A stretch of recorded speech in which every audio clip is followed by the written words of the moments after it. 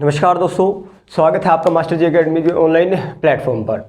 देखिए दोस्तों, आज जैसे कि आपको पता है हमारा बायोलॉजी की सीरीज चली हुई है और इससे पहले हम लोगों ने अपना फूड वाला टॉपिक डिजीज़ और ह्यूमन सिस्टम स्टार्ट कर दिया है दोस्तों।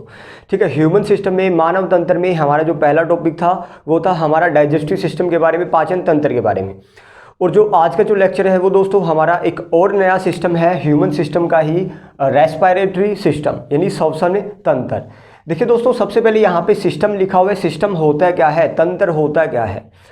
जैसे कि हम लोगों ने इससे पहले डाइजेस्टिव सिस्टम पढ़ा था और ये आ गया हमारा रेस्पिरेटरी सिस्टम। तो दोस्तों सिस्टम क्या होता है, जहाँ भी देखो इसमें हमको क्या करना है, सांस लेना है दोस्तों। तो सांस लेने में हमारा कोई एक ऑर्गन काम नहीं आता, बहुत सारे ऑर्गन मिलकर ही हमारा कंप्लीट प्रोसेस करते हैं श्वसन का। समझ आया? तो दोस्तों उन सभी ऑर्गन्स को मिलाकर ही हम अपना क्या कहते हैं, रेस्पिरेटरी सिस्टम। उसी प्रकार जैसे हम लोगों ने खाना खाया था तो खाना हमारा भाई कहाँ कहाँ होके जा रहा था आप लोगों को पता है। मुंह में था, ठीक है, फिर ऑसोफेगस में था और फिर दोस्तों हमारा स्टमक में था, स्मॉल इंटेस्टाइन में था और लार्ज इंटेस्टाइन में था। तो वो सारा का सारा हर एक ऑर्गन काम कर रहा था दोस्तों वहाँ पे।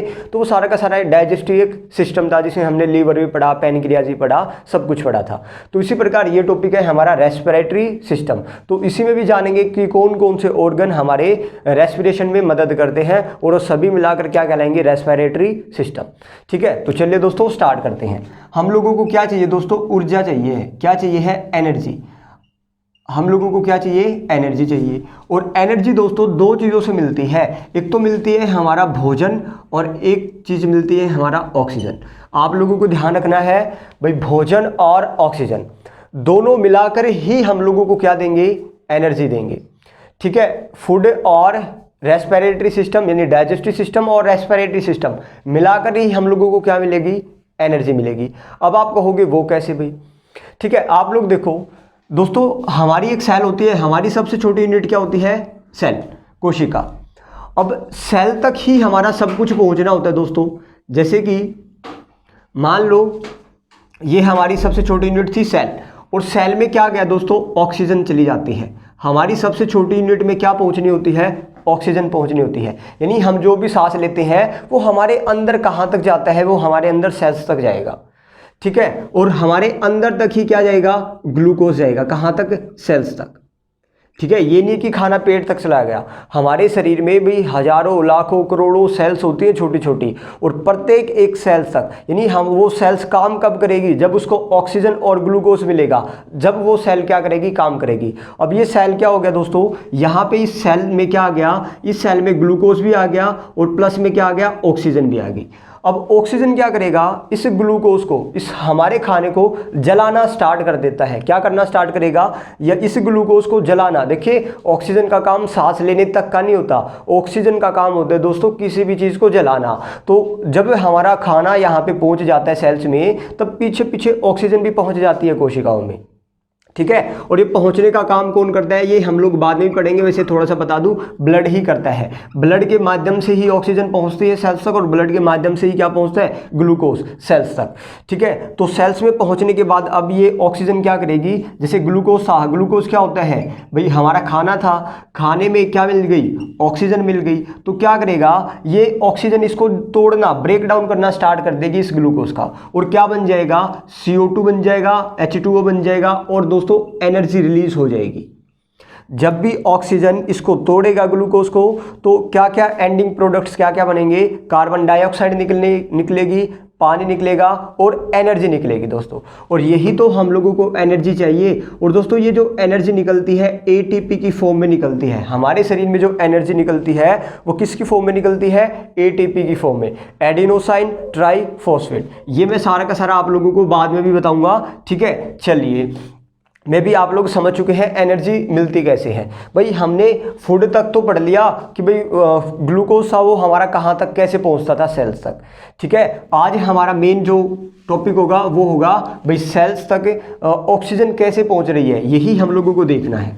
ठीक है, चलिए दोस्तों, अब यहाँ से मेन टॉपिक स्टार्ट है, तो ध्यान दीजिएगा दोस्तों। दो चीज़ें होती है, एक चीज़ है हमारा रेस्पिरेशन, एक चीज होती है रेस्पिरेशन और एक चीज होती है ब्रीदिंग। अब सबसे पहले इनमें फर्क समझ लेना क्या होता है। ठीक है, रेस्पायरेशन यानी श्वसन और ब्रीदिंग का मतलब सांस लेना। ठीक है, ब्रीदिंग का मतलब क्या होता है, सांस लेना। ठीक है, ये दो अलग शब्दावलियां हैं, इनमें फर्क क्या होता है दोस्तों। रेस्पिरेशन क्या है, respiration is a chemical process, यह एक रासायनिक प्रक्रम है।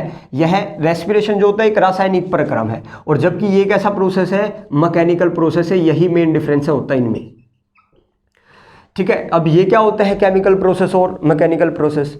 भाई मैकेनिकल का मतलब क्या था, हमने सांस ली, वायुमंडल से हमने सांस ली और वो सांस हमारी कहाँ तक चली गई, फेफड़ों तक। ठीक है, फेफड़ों तक चलेगी और फेफड़ों से यानी लंग्स तक, और लंग्स से हमने क्या निकाल दी, बाहर निकाल दी। ठीक है, यानी दोस्तों ये हमारी बॉडी है और ये है हमारा लंग्स, मान लो क्या है, फेफड़ा, और फेफड़े से हमने क्या ली, सांस ली, और फेफड़े से ही सांस क्या कर दी, निकाल दी। तो सिंपल यहाँ से लेके यहाँ तक ये हमारा क्या हो गया, ब्रीदिंग, और ये एक मैकेनिकल प्रोसेस होता है, एक यांत्रिक प्रक्रम। समझ आया। और जबकि एक रेस्पिरेशन किसे कहते हैं दोस्तों, रेस्पिरेशन जो अभी मैंने बताया, सेल्स में क्या हो रहा था भाई, ये सेल्स थी, सेल्स में ग्लूकोज था और प्लस में क्या थी, ऑक्सीजन आई। तो ग्लूकोज और ऑक्सीजन आपस में मिलके इन्होंने इसको तोड़ दिया, ब्रेक डाउन कर दिया, कुछ नई चीजें बना दी। यानी केमिकल प्रोसेस किसे कहते हैं, जब दो या दो से अधिक चीजें आपस में मिल जाती है और कोई नई तीसरी चीज बना दे दोस्तों। तो यहाँ पे तो कुछ नहीं मिल रहा था इसके साथ, तो वो तो सिंपल एक मैकेनिकल प्रोसेस था। लेकिन रेस्पिरेशन कैसा प्रोसेस है, एक केमिकल प्रोसेस है दोस्तों। ठीक है, आई थिंक आप लोगों को इनमें फर्क पता चल गया होगा। तो दोस्तों ध्यान रखना, हम लोग क्या करते हैं, सांस लेने से लेकर और सांस दोस्तों एनर्जी बनने तक, यानी सांस लिया हम लोगों ने, नाक से सांस लेते हैं, आप लोगों को पता है, सांस लेने से लेकर और शरीर में एनर्जी बनने तक, यानी एनर्जी कब बनेगी, यानी ग्लूकोज का ब्रेकडाउन होने तक, पूरे रेस्पिरेशन प्रोसेस को 3 पार्ट में डिवाइड किया जाता है दोस्तों। कितने पार्ट में, 3 पार्ट में। ठीक है, मैंने कहा सांस लेने से लेकर और एनर्जी बनने तक पूरे रेस्पिरेशन जो प्रक्रम होता है, रेस्पिरेशन जो प्रोसेस होता है, उसको दोस्तों हम लोगों को 3 पार्ट में पढ़ना होता है। और यही 3 पार्ट अगर आप लोगों ने कर लिए तो आप लोगों का रेस्पिरेटरी सिस्टम कंप्लीट दोस्तों। ठीक है, फर्स्ट पार्ट होता है एक्सटर्नल रेस्पिरेशन। कौन सा, एक्सटर्नल रेस्पिरेशन। अब ये क्या होता है थोड़ी देर बाद बताता हूं दोस्तों, जिसको हम बाह्य श्वसन भी कहते हैं, बाह्य श्वसन। चलिए, एक्सटर्नल रेस्पिरेशन। सेकंड होता है transportation of gases, transportation of gases, भाई गैसों का आदान प्रदान। ठीक है, आप लोग लिख सकते हैं गैसों का आदान प्रदान। ठीक है, गैसों का आदान प्रदान सेकंड पार्ट है। और थर्ड जो पार्ट है वो है दोस्तों हमारा इंटरनल रेस्पिरेशन, या जिसको हम दोस्तों क्या कहते हैं, ये सेल्स के अंदर होता है तो सेलुलर रेस्पिरेशन भी कहते हैं।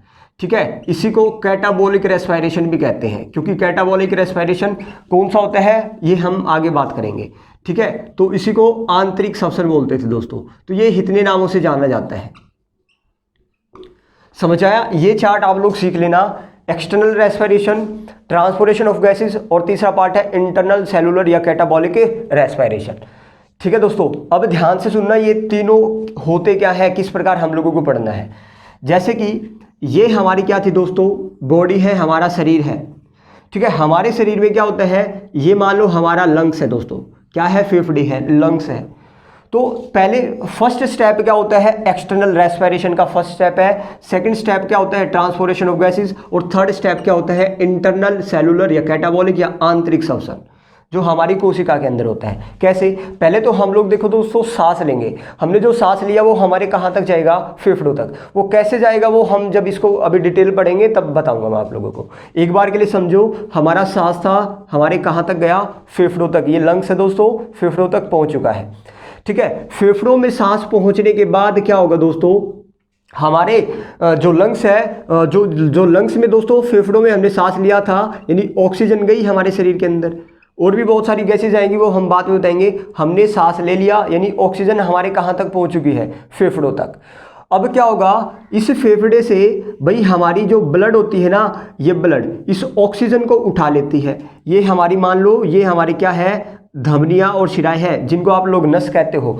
नसें जो होती है वो लंग से क्या करती है भाई, इस ऑक्सीजन को उठा लेती है। बस यही क्या था, transportation of gases. Transportation of gases. अब ये ब्लड इस ऑक्सीजन को लेके कहाँ जाएगी, इसको कहाँ तक ले जाएगी, हमारे शरीर की प्रत्येक एक सेल्स तक लेके जाएगी दोस्तों। ये क्या है, एक सेल्स है, कोशिका है। तो अब दोस्तों इस सेल्स में पहुंचने के बाद ऑक्सीजन यहां अंदर क्या प्रक्रिया होगी वो हम लोगों को बाद में पढ़ना है। तो समझ आया, 3 स्टेप हो गए दोस्तों हमारे। कैसे 3 स्टेप हो गए?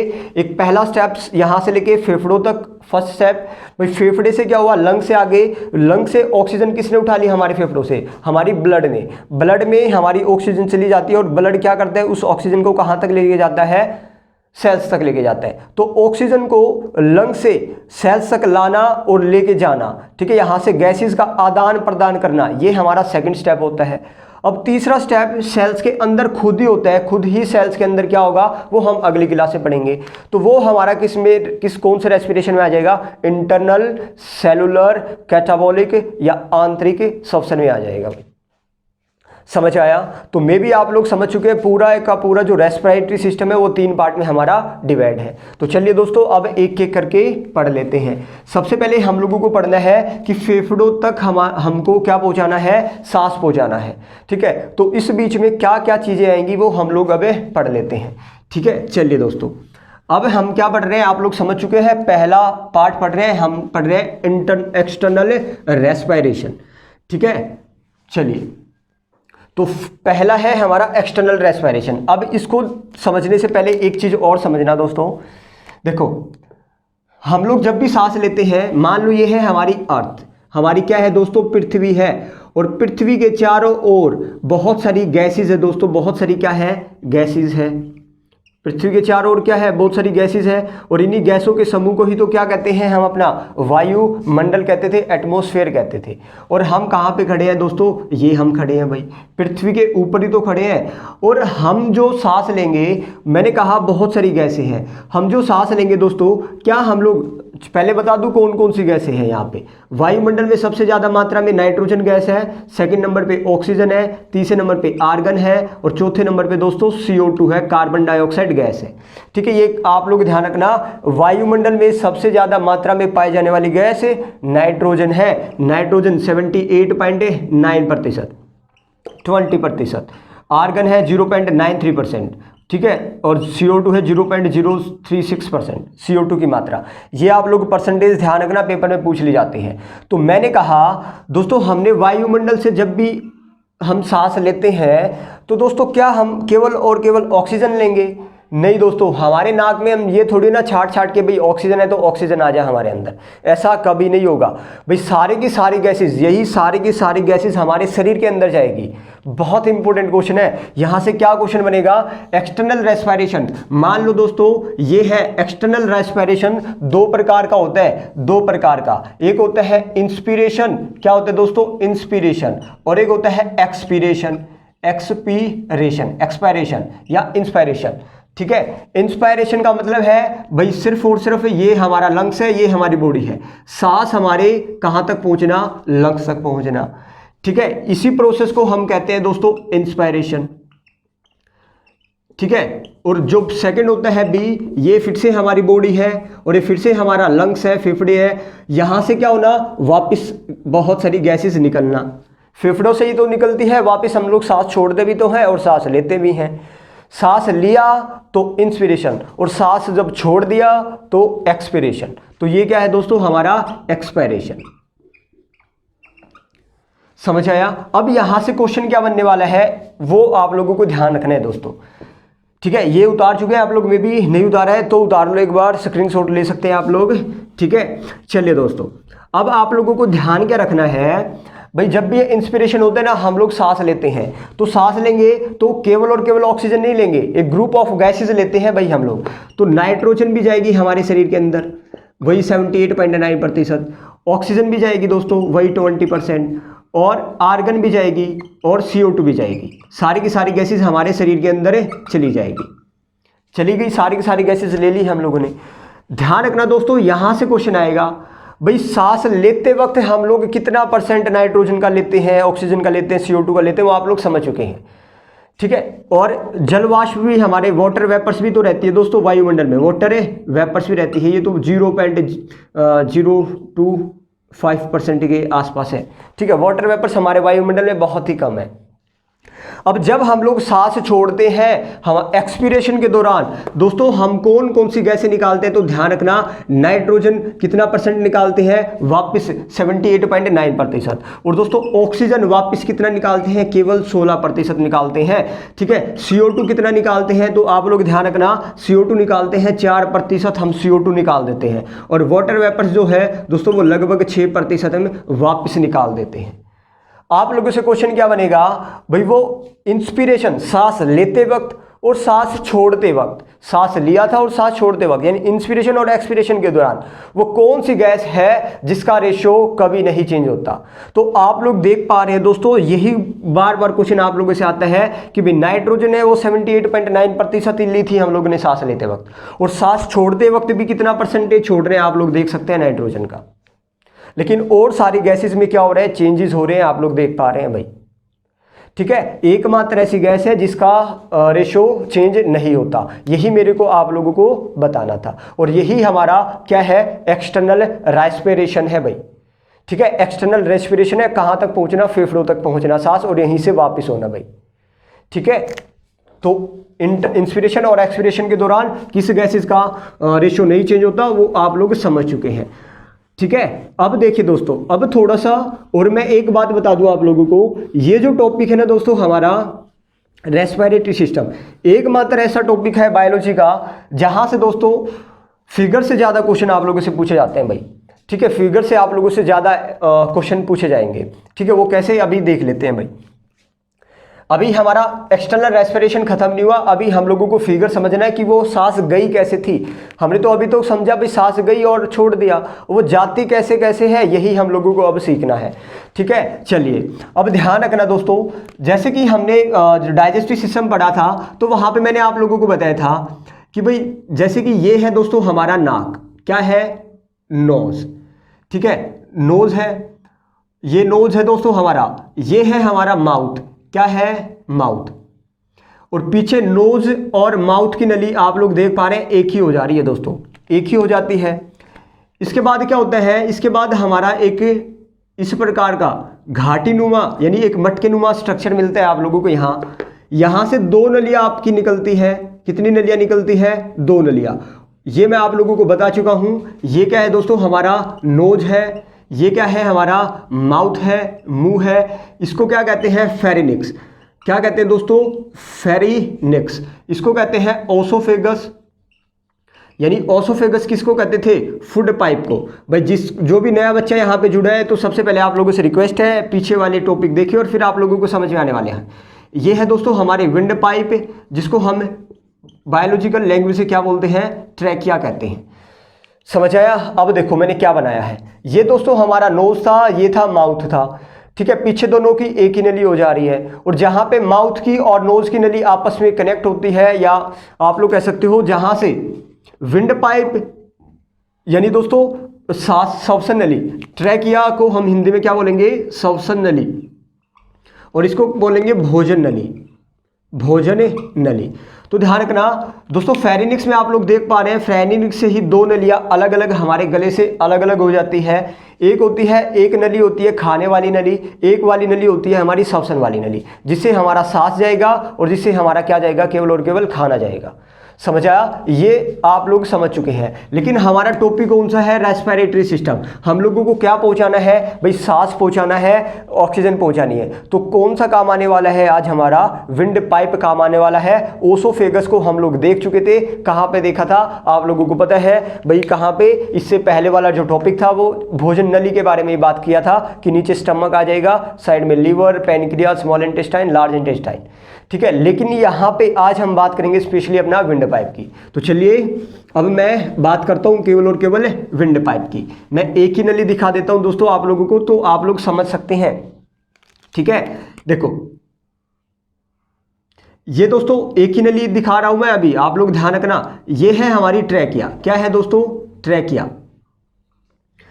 ठीक है, तो सबसे पहले आप लोग ये बताओ कि आप लोगों का भाई रेस्पिरेटरी सिस्टम स्टार्ट कहाँ से होता है। जैसे आप लोगों ने खाना खाना स्टार्ट कहाँ से किया था, मुंह से किया था, तो आप लोगों का जो डाइजेशन होता है वो कहाँ से स्टार्ट होता है, माउथ से होता है। अगर मैं बात करूँ रेस्पिरेशन आप लोगों को कहाँ से होता है, तो नाक से होता है दोस्तों। तो ध्यान रखना, सबसे पहले आप लोगों ने नाक से क्या लिया, सांस लिया भाई। नोज के बाद आप लोगों का जो श्वसन है, सांस है, वो कहाँ पे जाएगा, आप लोग बताओ कि भाई सांस गया गया और फिर वो कहाँ पे आ जाएगा, फेरिनिक्स में आ जाएगा। ये क्या था, फेरिनिक्स। दोस्तों यही शब्दावली आप लोगों को ध्यान रखनी है, ठीक है। ये आप लोगों का जाएगा दोस्तों फेरिनिक्स में, ठीक है। पहले मैं बता देता हूं, फेरिनिक्स के बाद आप लोगों का जो सांस है वो जाएगा दोस्तों लैरिक्स में, ठीक है। कहां पे जाएगा, लैरिक्स। अब ये क्या होते हैं, यही तो आप लोगों से पूछे जाने वाले हैं। मैंने कहा था ना फिगर से ज्यादा क्वेश्चन आने वाले हैं। अब धीरे धीरे बात करते हैं। सबसे पहले नोज में, फिर कहां पे, फेरिनिक्स में, फिर कहां पे, लैरिक्स में, और दोस्तों फिर कहां पे आप लोगों का फिर चला जाता है ये सांस ट्रैकिया में। ट्रैकिया क्या होती थी, विंड पाइप होती थी। ट्रैकिया के बाद दोस्तों आप लोगों का जो सांस है वो कहां पे जाएगा, ब्रोंकाई में। कहां पे जाएगा, ब्रोंकाई में, ठीक है। अब यहां पे दिखा देता हूं मैं, ब्रोंकाई के बाद आप लोगों को सांस कहां जाएगा, ब्रोंकाइल्स में दोस्तों, ठीक है, ब्रोंकाइल्स। ब्रोंकाइल्स के बाद आप लोगों का जो सांस है वो कहां पे जाएगा, एल्वियोली। कहां पे जाएगा, एल्वियोली। और दोस्तों एल्वियोली से ही फिर वो आप लोगों का कहां पे एंटर कर जाएगा, सांस ब्लड में पहुंच जाएगा, और इससे आगे फिर तो हमारा सेकंड इन आ जाएगा, ट्रांसपोर्टेशन ऑफ गैसेज, ठीक है। यहां तक एल्वियोली तक हमारा, यहां से लेके यहां तक दोस्तों हमारा एक्सटर्नल रेस्पिरेशन है, ठीक है। यही हम लोगों को पढ़ना है, इन्हीं स्ट्रक्चर के बारे में पढ़ना है एक्सटर्नल रेस्पिरेशन में, ठीक है। अब एक एक के बारे में हम लोग डिटेल स्टडी करेंगे। पहले फिगर में दिखा देता हूं ये चीजें है कहां कहां पे, ठीक है। चलिए भाई देखो, ध्यान रखना। सबसे पहले दोस्तों ये है हमारा ट्रैकिया, ये है ट्रैकिया, विंड पाइप जिसे कहते हैं। और ट्रैकिया के बिल्कुल स्टार्टिंग पॉइंट पे ही, ट्रैकिया के बिल्कुल स्टार्टिंग पॉइंट पे ही दोस्तों हमारा एक वॉइस बॉक्स रहता है, एक डिब्बा रहता है दोस्तों, ठीक है। एक डिब्बा आप लोग देख पा रहे हैं, ट्रैकिया के ऊपर मैंने एक डिब्बा बनाया बिल्कुल स्टार्टिंग में। तो जैसे ही इसके ऊपर हमारा क्या था, फेरिनिक्स। क्या था दोस्तों, ये था हमारा फेरिनिक्स। फेरिनिक्स से जैसे ही हम अपना किस में आते हैं, ट्रैकिया वाले पार्ट में आते हैं, तो ट्रैकिया में सबसे ऊपर इसको एक स्ट्रक्चर मिलेगा, लैरिक्स मिलेगा दोस्तों। और लैरिक्स को ही हम अपना क्या कहते हैं, वॉइस बॉक्स कहते हैं। अभी एक एक करके जब डिटेल स्टडी पढ़ेंगे तो मैं यहाँ पे बताऊंगा। तो आप लोगों का जो सांस था सबसे पहले कहां पे गया था, नोज में गया था, ठीक है। कहां पे गया था दोस्तों, नोज में, ठीक है, नोज में। और फिर नोज के बाद कहां पे गया, आप लोग देखो, नोज के बाद कहां पे गया, फेरिनिक्स में, फेरिनिक्स के बाद लैरिक्स में, लैरिक्स के बाद आप लोगों का ट्रैकिया में, ठीक है, ट्रैकिया में चला गया। अब दोस्तों ध्यान रखना, ट्रैकिया आगे चलकर ना दो पार्ट में डिवाइड हो जाती है। कितने पार्ट में डिवाइड हो जाती है, दो पार्ट में। अब इन्हीं दो पार्ट को हम क्या नाम देते हैं, इस एक श्वसन नली आगे चलकर दो छोटी छोटी नलियों में डिवाइड हो जाती है। इन्हीं नलियों को हम कहते हैं दोस्तों ब्रोंकाई। इन्हीं नलियों को हम क्या कहेंगे, ब्रोंकाई। बस नाम जल्दी जल्दी आप लोग लिखते रहना क्या क्या मैं बोल रहा हूं, ठीक है। क्या कहते हैं दोस्तों, ब्रोंकाई कहते हैं। ये आप लोग लिख चुके हैं, ठीक है। ये था एल्वियोली, कुपिकाय जिन्हें कहते हैं दोस्तों, ठीक है। इनको हिंदी में क्या कहेंगे, एल्वियोली को कुपिकाय। अब ये क्या होता है, आगे बात करता हूँ।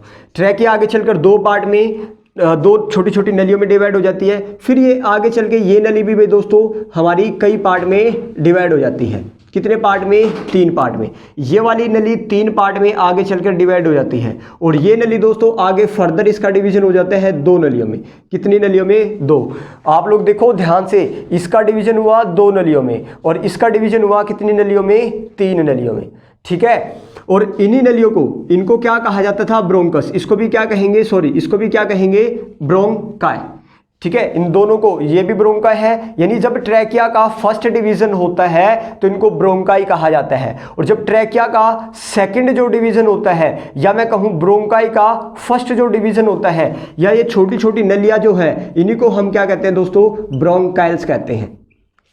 ये नलियां सारी की सारी कौन सी है, ब्रोंकाइल्स, ठीक है। आगे चलकर ये भी दोस्तों सैकड़ों छोटी छोटी नलियों में डिवाइड हो जाती है। इनको फर्दर डिवीजन हो जाता है आगे इन नलियों का।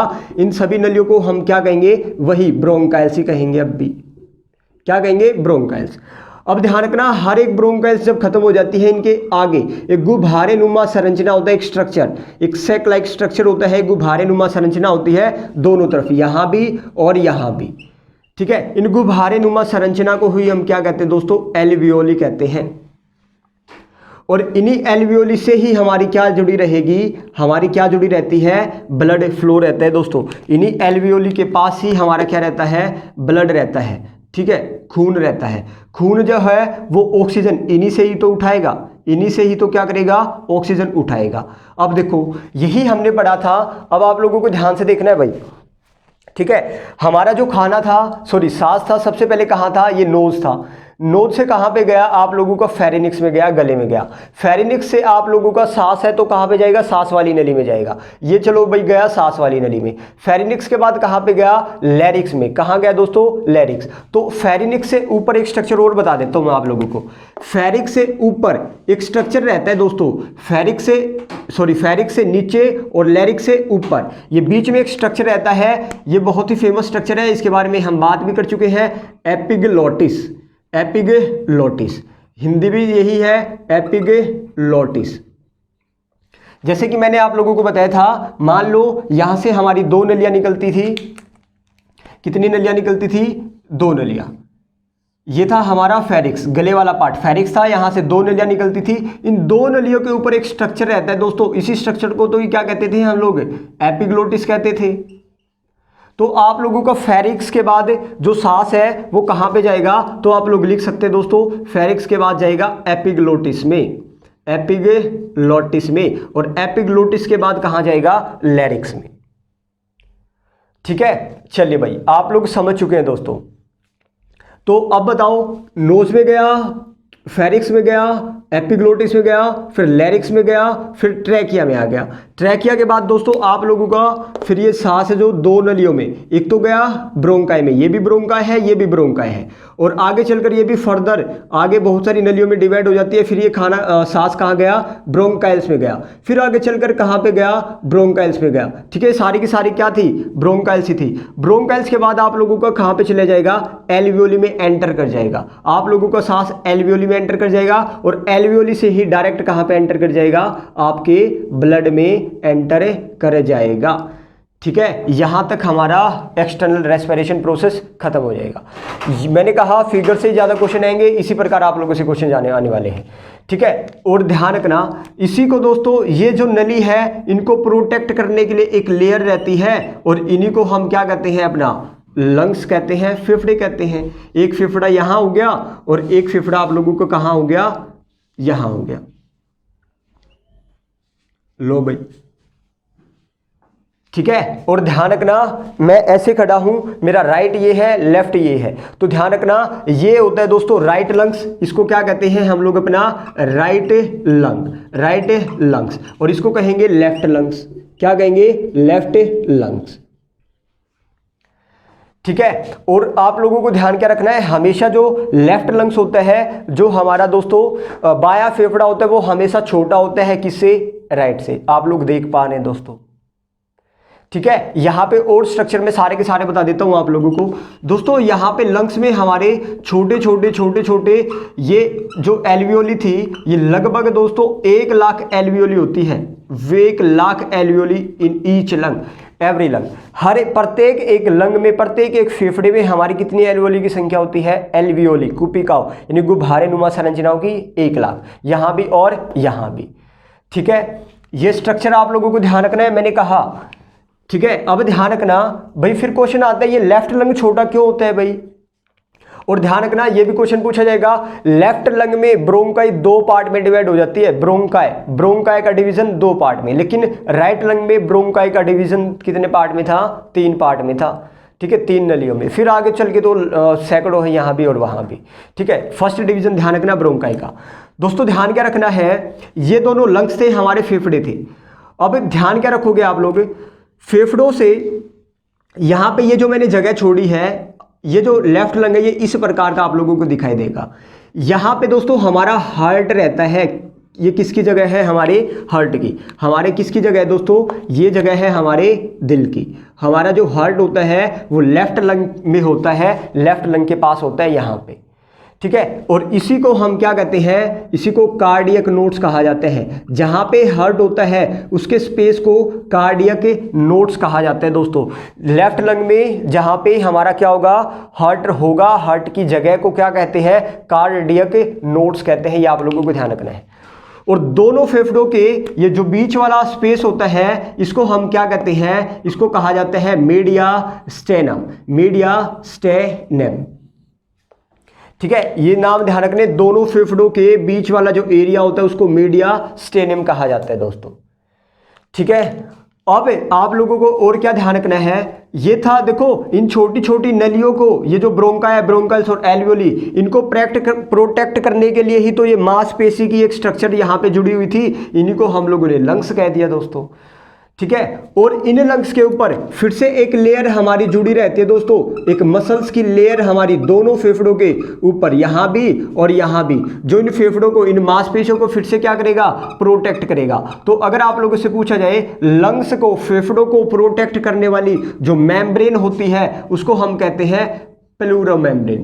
प्लूरा मेम्ब्रेन क्या कहते हैं, प्लूरा मेम्ब्रेन, प्लूरा झिल्ली। ठीक है, प्रोटेक्ट जो हमारे करते हैं, मैं फिर से रिकॉल करवा रहा हूं आप लोगों को, स्ट्रक्चर से ज्यादा क्वेश्चन आएंगे, यहां से थ्योरेटिकल कम क्वेश्चन आते हैं दोस्तों। ठीक है, तो मैंने कहा लंग्स को प्रोटेक्ट करने वाली मेम्ब्रेन कौन सी होगी, प्लूरा मेम्ब्रेन होती है। ठीक है, चलिए दोस्तों आप लोग समझ चुके हैं। ठीक है, यही हमारे फेफड़े थे। और लंग्स के, दोनों लंग्स के नीचे हमारा एक स्ट्रक्चर और होता है, एक स्ट्रक्चर और होगा, ये भी हमारा दोस्तों किसका बना है, मसल्स का बना है, मांसपेशी का बना है। मांसपेशी की एक झिल्ली होती है इसके नीचे, इसी को हम क्या कहते हैं, डायफ्राम कहते हैं। क्या कहते हैं, डायफ्राम।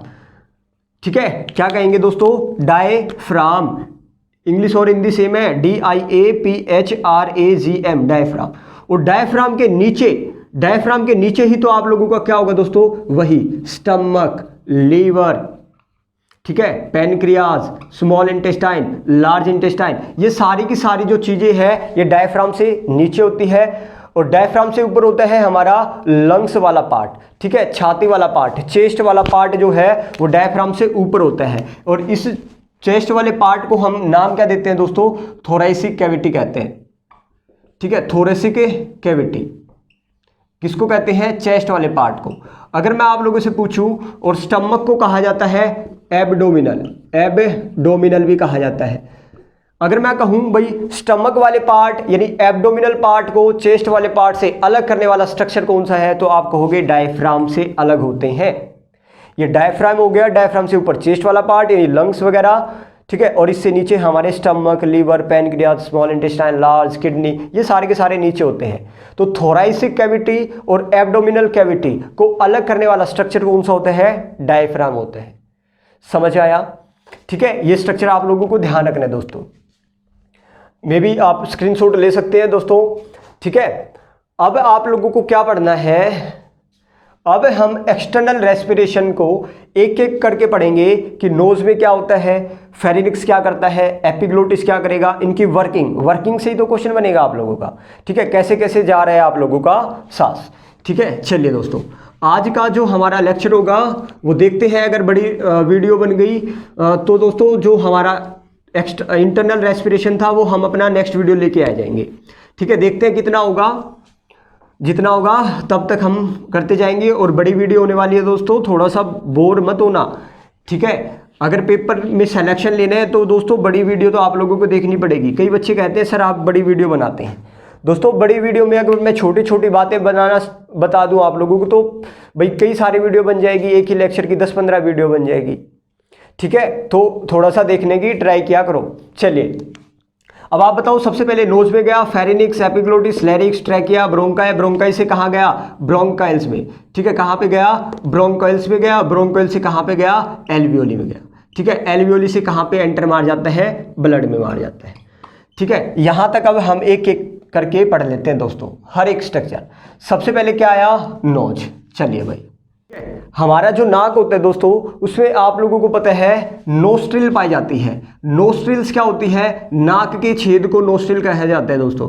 नाक के छेद को क्या कहा जाता है? नोस्ट्रिल कहा जाता है। मान लो ये दो हमारे छेद है भाई, ठीक है, दो हमारे क्या है? छेद है, एक ये वाला और एक ये वाला, ठीक है। नाक के छेद को क्या कहेंगे? नोस्ट्रिल। नोस्ट्रिल से हम लोग क्या लेते हैं? सांस। या अगर आप लोगों से पूछा जाए रेस्पिरेशन स्टार्ट कहाँ से होता है, तो नोज से स्टार्ट होता है। डाइजेशन कहाँ से स्टार्ट होता है? माउथ से स्टार्ट होता है। चलिए भाई, नाक के दोनों छेदों में मान लो ये हमारे दो छेद है दोस्तों नाक के, ठीक है। नाक के ये दो छेद है, दोनों छेदों में हमारे क्या रहते हैं दोस्तों? बाल रहते हैं, हेयर्स रहते हैं। क्या रहते हैं? हेयर्स। अब इन हेयर्स का काम क्या होता है? तो ध्यान रखना भाई, हम लोग सांस लेते हैं तो भाई बहुत सारे बैक्टीरिया, बहुत सारे धूल कण हमारे शरीर के अंदर चले जाते हैं। अगर ये बाल ना होते तो सारे के सारे चले जाते हैं। अब ये बाल क्या करते हैं? लगभग भाई जितना इनके अंदर कैपेसिटी है, बड़े बड़े जो पार्टिकल्स होते हैं धूल कण के, वायरस, बैक्टीरिया को हमारे इन बालों में ही क्या कर लेते हैं? रोक लेते हैं, या हवा को फिल्टर कर देते हैं नाक में ही, और फिर अच्छी वाली हवा हमारे शरीर के अंदर चली जाती है, ठीक है। अब जब ये नाक में हमारा दोस्तों इन हेयर्स में बहुत ज़्यादा क्या हो जाता है? बहुत ज़्यादा पार्टिकल्स जमना स्टार्ट हो जाते हैं, तो हमारी नाक बहना स्टार्ट कर देती है, और उसी को हम क्या कहते हैं? श्लेष्मा कहते हैं, या पे म्यूकस भी कहते हैं। क्या कहते हो? म्यूकस। म्यूकस या श्लेष्मा। जब ज़्यादा यहाँ पे पार्टिकल्स इकट्ठा हो जाए, नाक बहना स्टार्ट हो जाती है, तो उसी को म्यूकस कहते हैं दोस्तों। तो बस नोज का काम क्या था? आप लोग कह सकते हैं कि भाई रेस्पिरेशन स्टार्ट नोज से होगा। सेकंड हमने पॉइंट देखा कि भाई हमारे नोस्ट्रिल्स में दो नोस्ट्रिल्स होते हैं, दो छेद होते हैं। नोस्ट्रिल में हेयर्स पाए जाते हैं। हेयर्स का काम क्या होगा दोस्तों? हेयर्स का काम होगा हमारे टू फिल्टर करना, एयर को फिल्टर करना हमारा इन नोस्ट्रिल का काम होता है, इन बालों का काम होता है, और श्लेष्मा के थ्रू वो हम फिर बाहर भी निकाल देते हैं, ठीक है। बस नोज का यही काम था, तो आप लोग ध्यान रखना। अब नोज के बाद आप लोगों का सांस है वो दोस्तों कहाँ पे जाएगा? आप लोगों का सब्सन कहाँ पे जाएगा? आप लोगों का सब्सन जाएगा सेकंड पॉइंट पे। देखो नोज फर्स्ट पड़ा, सेकंड जाएगा फेरिनिक्स में, ठीक है। फेरिनिक्स क्या होता है मैं बता चुका हूं आप लोगों को, फिगर में बार बार नहीं दिखा रहा, आप लोग बना चुके तो अपना फिगर में देख लेना। फेरिनिक्स से क्या होता है दोस्तों? इसको फेरिक्स भी कह देते हैं, फेरिनिक्स भी कहते हैं, एन साइलेंट भी कर देते हैं, फेरिक्स, ठीक है। फेरिक्स से आप लोगों को क्या पॉइंट ध्यान रखना है? एक ही पॉइंट ध्यान रखना कि भाई भोजन वाली नली और श्वसन नली कहाँ से अलग होती है? तो फेरिक्स से ही अलग होती है दोस्तों, ठीक है। ये जो हमने ऐसा मटके नुमा स्ट्रक्चर बनाया था, इसी को तो फेरिक्स कहते थे। यहां से ही तो आप लोगों की दो नलियां क्या हो रही थी? अलग हो रही थी। एक ही क्वेश्चन बनने वाला है। फेरिक्स से आप लोगों का क्या होगा भाई? लिख लेना, इनका एक एक पॉइंट लिखना। फेरिक्स से भोजन नली और श्वसन नली कहां से सेपरेट होती है? तो वो दोस्तों फेरिक्स से ही अलग होती है, ठीक है। नेक्स्ट आ गया दोस्तों एपिग्लोटिस। थर्ड क्या है? एपिग्लोटिस। अब फिर से ध्यान रखना एपिग्लोटिस का, और ये सीक्वेंस आप लोगों को ध्यान रखना है। मैंने बताया था ये है हमारा फेरिक्स, और ये दोनों अलग अलग नली, भोजन नली और श्वसन नली, इनके ऊपर एक स्ट्रक्चर होता है दोस्तों, इसी को हम एपिग्लोटिस कहते हैं, एपिग्लोटिस। अब एपिग्लोटिस का काम क्या है? एक ही काम, फिर से बहुत इंपॉर्टेंट वर्क है।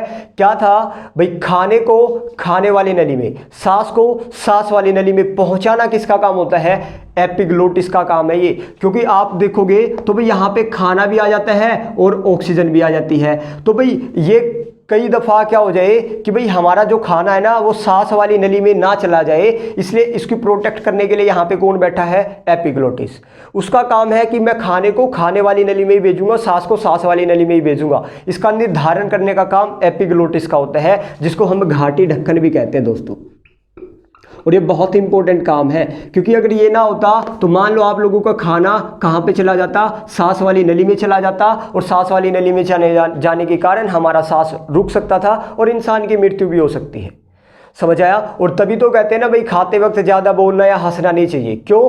क्योंकि आप लोगों का खाना है ना दोस्तों, खाना कहाँ पे चला जाता है? यहाँ पे चला जाता है। भोजन नली से कहाँ चला जाता है? ट्रैकिया में चला जाता है, और फिर सांस रुकने में दिक्कत हो जाती है, हार्ट अटैक की प्रॉब्लम हो सकती है आप लोगों को सडनली, ठीक है। तो एक ही बात ध्यान रखना था आप लोगों को। एपिग्लोटिस का काम क्या था दोस्तों? एपिग्लोटिस का काम है भाई खाने को खाने वाली नली में और सांस को सांस वाली नली में पहुंचाना, एपिग्लोटिस का। तीसरे नंबर पे एपिग्लोटिस। चौथे नंबर पे लैरिक्स, भाई बहुत इंपॉर्टेंट है लैरिक्स। अब ये कहाँ पे होता है? इसको भी लैरिक्स कहेंगे, एन साइलेंट है लैरिक्स। अब देखो ये घाटी ढक्कन था, यहाँ से हमारी 2 नलियाँ थी, उस नली को मैं छोड़ देता हूँ एक दफ़ा के लिए, चलो बता ही देता हूँ। ये हमारी सांस वाली नली है, ये भोजन वाली नली है, ठीक है। सांस वाली नली पे ध्यान देना, चलिए भाई केवल और केवल सांस वाली नली पे ध्यान देना, जिसको हम कहते हैं ट्रैकिया। ये सांस वाली नली है दोस्तों। सांस वाली नली जो होती है, विंड पाइप जिसे कहते हैं, यहाँ पे हमारा एक बॉक्स रहता है, एक बॉक्स, यहाँ पे एक बॉक्स बना हुआ रहता है दोस्तों, ध्यान रखना। बिल्कुल स्टार्टिंग में ही, जैसे ही हमारी सवसन नली स्टार्ट होती है, उसके स्टार्टिंग में ही एक बॉक्स रहता है, और इसी बॉक्स को हम क्या कहते हैं, लैरिक्स। मैं ये बार बार बॉक्स क्यों कह रहा हूं दोस्तों, ये क्या है, हमारा एक स्ट्रक्चर है लैरिक्स, और इसी लैरिक्स को कौन सा बॉक्स कहते हैं, वॉइस बॉक्स कहते हैं, हमारा ध्वनि यंत्र। भाई हमारे जो हम लोग बोल पाते हैं, जो वो ध्वनि यंत्र है हमारे शरीर में, वो किस वजह से है, लैरिक्स की वजह से है। बहुत इंपॉर्टेंट क्वेश्चन है। मनुष्य का भाई ध्वनि यंत्र किसे कहा जाता है, लैरिक्स को कहा जाता है। ये आप लोगों को ध्यान रखना है दोस्तों, ठीक है। अगर यहां पे सिरिक्स लिख देता, SYRNX सिरिक्स, तो वो भाई हमारा चिड़ियों का, बर्ड्स का होता है, वो हम मिसलेनियस टाइप में करवा देंगे आप लोगों को, ठीक है। मनुष्य का वॉइस बॉक्स क्या होगा, लैरिक्स होता है, ठीक है। आप लोगों को ध्यान क्या रखना है, लैरिक्स में दोस्तों, इस लैरिक्स में ना, यहाँ पे इसके अंदर बहुत सारे वोकल कॉर्ड्स होते हैं, ठीक है। क्या होते हैं, वोकल कॉर्ड्स, यानी मसल्स की ही एक स्ट्रक्चर रहता है, मसल्स नुमा। और वो क्या होता है, जब ये यहाँ से हवा जाती है ना, हवा जाती है तो ये वाइब्रेट करना स्टार्ट कर देते हैं, वाइब्रेट करना स्टार्ट करेंगे, और जब ये वाइब्रेट करना स्टार्ट कर देते तो आवाज़ उत्पन्न होती है, और यही आवाज़ जब हम निकालते हैं तो हमारी जीभ क्या कर देती है, इसी आवाज़ को अक्षरों में चेंज कर देती है, वर्डिंग में चेंज कर देती है, और हम अच्छी तरीके से बोल पाते हैं, ठीक है। एक दूसरे के विचारों को समझ पाते हैं क्या कह रहे हैं दोस्तों, ठीक है। तो बस ध्यान रखना, लैरिक्स के अंदर ही वोकल कॉर्ड्स होते हैं बहुत सारे, जिसको हम स्वर रज्जु कहते हैं। यही वाइब्रेट होना क्या हो जाते हैं, स्टार्ट हो जाते हैं, किसकी वजह से, हवा की वजह से, ठीक है। एक बात और ध्यान रखना, लैरिक्स के चारों ओर लैरिक्स को प्रोटेक्ट करने वाला एक स्ट्रक्चर और होता है, एक स्ट्रक्चर और होता है, जिसको हम कार्टिलेज कहते हैं दोस्तों, कार्टिलेज, ठीक है। क्या कहेंगे, कार्टिलेज कहते हैं। और इसी कार्टिलेज को ही हम क्या कहेंगे दोस्तों, एडम्स एप्पल। इसी कार्टिलेज को हम कहते हैं एडम्स एप्पल। ध्यान रखना, अब ये एडम्स एप्पल क्या होता है, ये मैं आप लोगों को बता देता हूं दोस्तों। एडम्स एप्पल होता है देसी भाषा में, जिसको आप लोग टीटवा कहते हैं। ये ओनली एंड ओनली एडम्स जो होते हैं, ओनली एंड ओनली मेल में पाया जाता है, फीमेल में नहीं पाया जाता दोस्तों। यह आप लोग देख पा रहे हैं, यहाँ पे हमारा गले में उठा हुआ पार्ट जो रहता है, उसको एडम्स ने डिस्कवर किया था, तो उसको एडम्स एप्पल कहा जाता है दोस्तों। एडम्स एप्पल का काम क्या होता है, साउंड पिच को कंट्रोल करना। यानी आप लोगों ने देखा, किसी की मोटी आवाज़ होती है, किसी की पतली आवाज़ होती है, वो सारा का सारा किस पे बिलोंग करता है, डिपेंड करता है, वो एडम्स एप्पल पे डिपेंड करता है। तो साउंड पिच को कंट्रोल करना एडम्स एप्पल का काम होता है, जो लैरिक्स के चारों ओर होता है, ठीक है। ये आप लोग ध्यान रख सकते हैं, और इससे ज़्यादा कुछ नहीं भाई। एक एक बातें लिखते जाना, किसका काम क्या हो रहा है दोस्तों, ठीक है। एडम्स एप्पल समझ चुके हैं आप लोग। अब आप लोगों का भाई ये लैरिक्स से खाना होता हुआ कहाँ पे जाएगा, ट्रैकिया में एंटर कर जाएगा। आप लोगों का खाना सांस कहाँ पे चला जाएगा, ट्रैकिया में। तो चौथा जो पार्ट था, पांचवा जो पार्ट था, वो था ट्रैकिया। अब ट्रैकिया का काम क्या है भाई, इस नली का काम क्या है, आप लोगों को भी पता है भाई, इस ट्रैकिया का काम क्या है, सांस लेके जाना। कहाँ से, लैरिक्स से और ब्रोंकाई तक सांस को लेके जाना, ठीक है। तो अब ये ट्रैकिया के बाद ये 2 पार्ट में डिवाइड हो जाता है। मैं फिर से बता चुका हूं आप लोगों को, दोनों पार्ट को क्या कहेंगे, ब्रोंकाई कहेंगे, ठीक है। क्या कहेंगे, ये वाला ब्रोंकाई कहेंगे, ठीक है। ब्रोंकाई से फिर क्या होगा दोस्तों, आप लोगों का ये क्या होगा, 3 पार्ट में। यहां से ये नली तो कितने पार्ट में, 3 पार्ट में दोस्तों, ठीक है। 3 पार्ट में ये नली क्या हो जाएगी, डिवाइड। और यहां से ये लेफ्ट लंग वाले पार्ट में कितने पार्ट में, 2 पार्ट में आप लोगों की डिवाइड हो जाएगी। और इन्हीं को हम क्या कहते हैं, ब्रोंकाइल्स कहते हैं, ठीक है। ब्रोंकाइल्स कहते हैं, यहां पे लिखा हुआ है। तो आप लोगों का ट्रैकिया से कहाँ गया, सांस से ब्रोंकाई में गया, ब्रोंकाइल से कहाँ गया, ब्रोंकाइल्स में गया। अब ब्रोंकाइल्स भी आगे चलकर बहुत सारे पार्ट में डिवाइड हो जाता है, इन नलियों को भी ब्रोंकाइल्स ही कहेंगे। अब ब्रोंकाइल्स के ऊपर फिर एक गुब्बारे नुमा जो स्ट्रक्चर होगा, उसको हम क्या कहते हैं दोस्तों, एल्वियोली कहते हैं। क्या कहते हैं, एल्वियोली, ठीक है। अब मैं दिखा देता हूं, मान लो ये है हमारी एल्वियोली। क्या है दोस्तों, एल्वियोली। और एक लंग्स में कितनी एल्वियोली होती है, आप लोगों को पता है, 1 लाख एल्वियोली होती है दोस्तों। तो ट्रैकिया के बाद सांस गया ब्रोंकाई में, ब्रोंकाई के बाद ब्रोंकाइल्स में, और फिर कहाँ गया, एल्वियोली में गया। ठीक है, अब दोस्तों मैं आप लोगों को लंग्स के बारे में थोड़ा सा बता देता हूँ, लंग्स की फॉर्मेशन, थोड़ी विशेषता और क्या क्या विशेषताएं होती है। ठीक है, किसके बारे में, फेफड़ों के बारे में। आप लोग समझ तो चुके ही हैं भाई। ठीक है, आप लोगों का कैसे कैसे क्या हो रहा है। एल्वियोली से ही क्या होता है, एक्सचेंज ऑफ गैसेज होता है, ध्यान रखना। ये बार बार आप लोगों से पूछा जाता है भाई, हमारे लंग्स में भाई गैसेस का आदान प्रदान कौन करता है, लंग्स के अंदर एल्वियोली करती है। क्योंकि ये मान लो ये ब्लड है हमारी, ब्लड क्या करेगी, CO2 को एल्वियोली में पहुंचा के इसको वापस इसी माध्यम से निकाल देती है, और क्या करेगा, एल्वियोली ब्लड को क्या करता है, ऑक्सीजन देता है, और यहाँ से CO2 ले जाता है। तो एक्सचेंज कहाँ से हो रहा है, एल्वियोली से हो रहा है दोस्तों, इन कूपिकाओं से हो रहा है भाई, इन कूपिकाओं से हो रहा है। ठीक है, तो एक्सचेंज ऑफ गैसेस कहाँ से होता है, या भाई इसके अंदर ये बताओ कि 1 लाख हमने क्या बताया आप लोगों को, एल्वियोली बताई, तो ये सारी की सारी एक्सचेंज ऑफ गैसेस यहीं पे हो रही है। तो इस पूरे के पूरे फेफड़ों का काम ही क्या होता है, फेफड़ों का काम एक्सचेंज ऑफ गैसेस ही होते हैं दोस्तों। और फेफड़ों के अंदर, लंग्स के अंदर ये काम करता कौन है, एल्वियोली करता है। समझ आया, सिंपल भाई। आई थिंक आप लोगों को ये सारी चीजें समझ में आ गई होगी। ठीक है, ये आ गया आप लोगों को समझ में। चलिए दोस्तों, अब ये हम एक्सटर्नल रेस्पिरेशन ही पढ़ रहे हैं अभी। ठीक है, एक्सटर्नल रेस्पिरेशन में हमने क्या क्या पढ़ा है आप लोगों को पता चल गया है दोस्तों।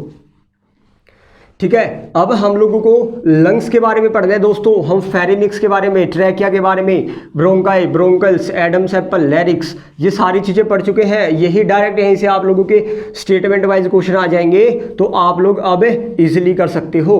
और प्लूरा मेम्ब्रेन किसे कहते थे, आप लोगों को पता है, लंग्स को प्रोटेक्ट करने वाली मेम्ब्रेन को ब्रोंका, और डायफ्राम किसे कहते थे वो भी आप लोग समझ चुके हैं।